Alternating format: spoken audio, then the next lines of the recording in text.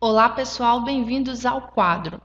Vamos basear esta aula na resolução de um exemplo. Eu quero mostrar para vocês um caso em que nós temos três sólidos envolvidos, sendo que há um sólido inscrito dentro de um segundo sólido e estes dois sólidos estão dentro de um terceiro sólido. Aqui neste caso, nós temos um prisma hexagonal e um cilindro inscrito neste prisma e um cilindro circunscrito a este prisma. O desenho fica assustador, mas a resolução é muito simples. Vocês só precisam estar atentos às relações que existem entre os raios dos dois cilindros e a aresta do hexágono.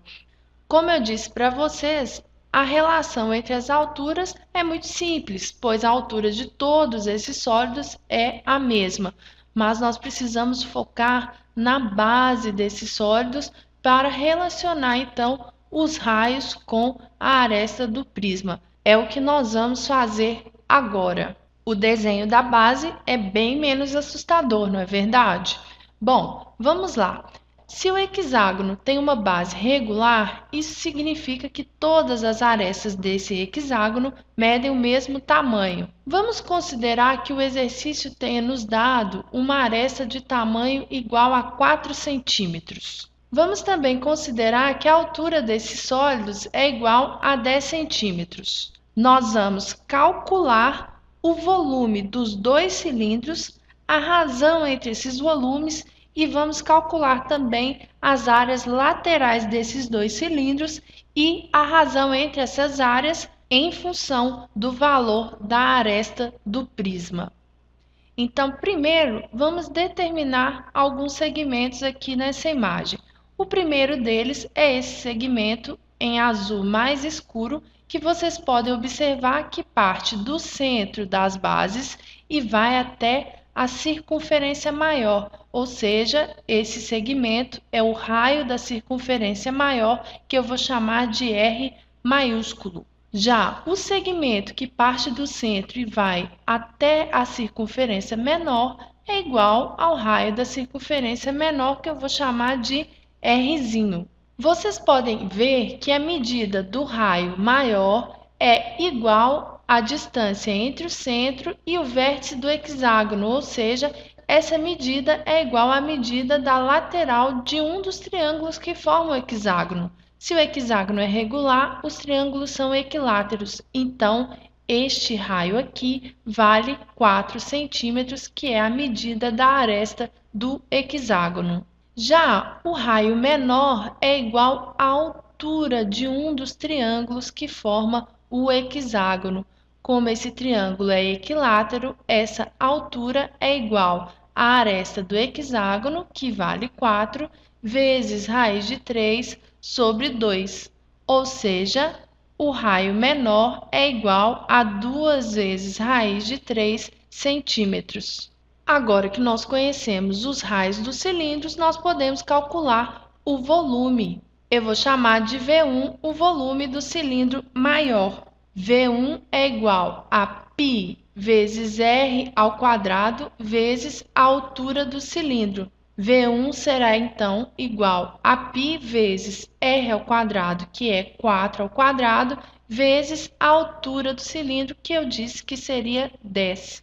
V1, então, será igual a 160 π centímetros cúbicos. Vou chamar de V2 o volume do cilindro menor.